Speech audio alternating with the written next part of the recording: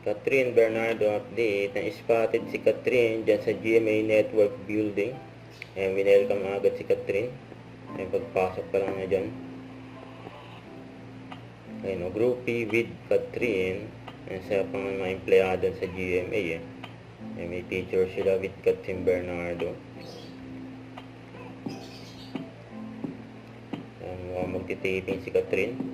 Ayan, para sa Family Feud. Ayan, POV, nag-hi sa'yo ang nag-iisang Catherine Bernardo. Yan, sana all. Yan, nakalagay sa caption eh. Ayan, welcome na welcome si Catherine dyan sa GMA.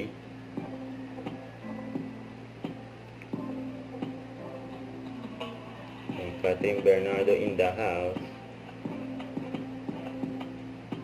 Ayan, kumaway pa nga si Catherine. After niya, kasama niya ang kanyang team.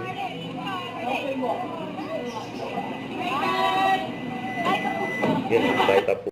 Huwag kalimutan mag-subscribe, click on notification bell for more updates. Ito po ang Short Reaction Vlog. Bye guys, thank you for watching.